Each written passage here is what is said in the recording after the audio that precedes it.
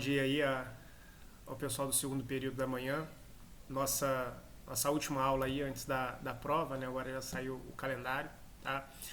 O nosso tema da aula de hoje são os negócios jurídicos, tá? E a sua colocação como quarta fonte formal do direito, tá?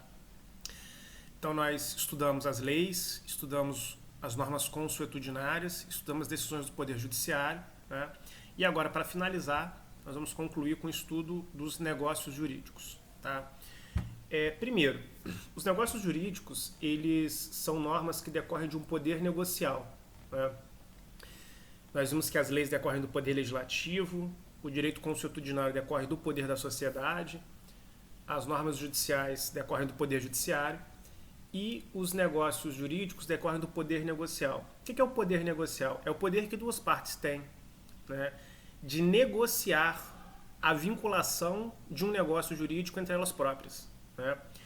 Então, nós individualmente temos o poder reconhecido pelo ordenamento jurídico de também criar normas jurídicas, como o poder legislativo, como o poder judiciário, como a própria sociedade, né?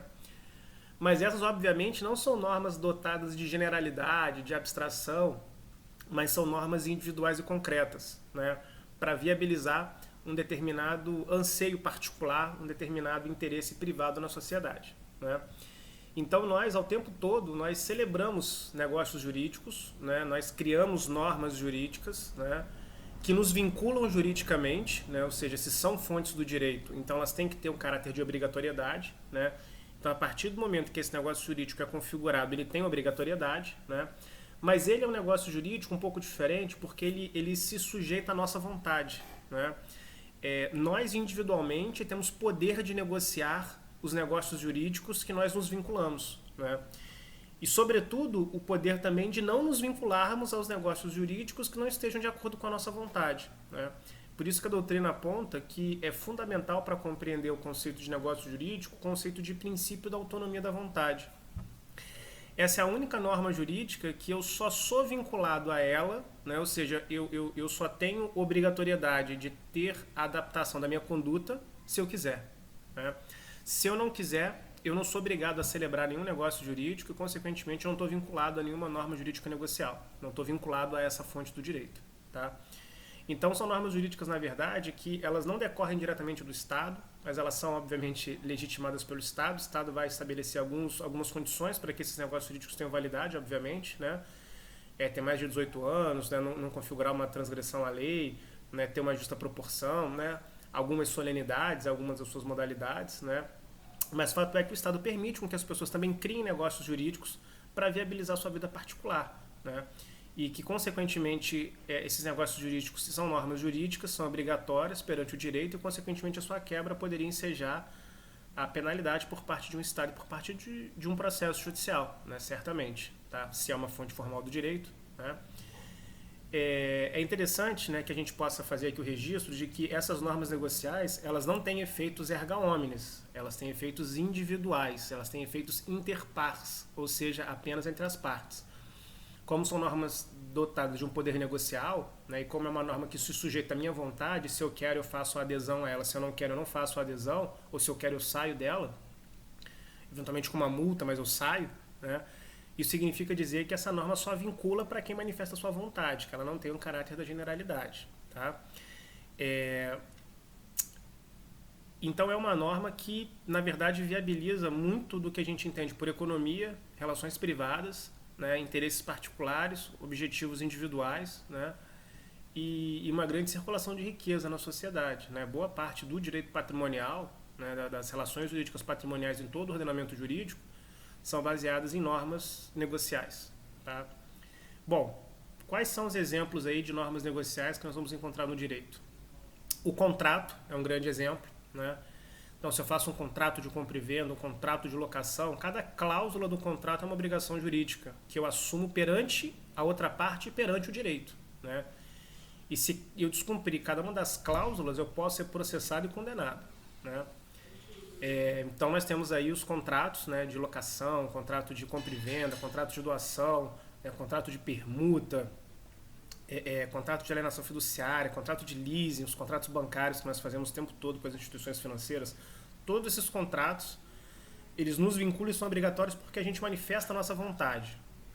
E manifestando a nossa vontade, esse contrato se torna um documento jurídico e obrigatório, né? Um outro exemplo de negócio jurídico é o casamento, né?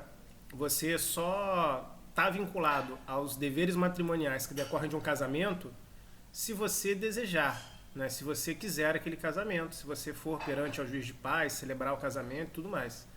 Se você não quiser contrair o matrimônio, você também não está vinculado aos deveres matrimoniais, né? Os deveres matrimoniais, eles se vinculam apenas para aqueles que estão envolvidos no casamento e não para um terceiro, tá? Aí também presente a característica da não generalidade, da individualização dos efeitos da norma jurídica, né? Que nós chamamos aqui de efeitos interpares, mas que o próprio direito contratual chama de relatividade dos efeitos do contrato, né? Os contratos só têm efeitos relativos aos integrantes que manifestaram sua vontade, né? E um último exemplo aqui de negócio jurídico, também conhecido de todos, é o testamento, né?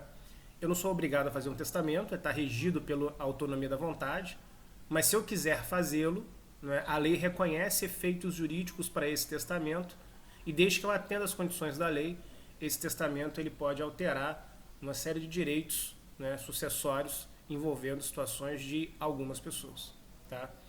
Então, basicamente, hoje a nossa ideia era tratar dos negócios jurídicos, dessa importante fonte do direito para as relações patrimoniais, econômicas e privadas, tá?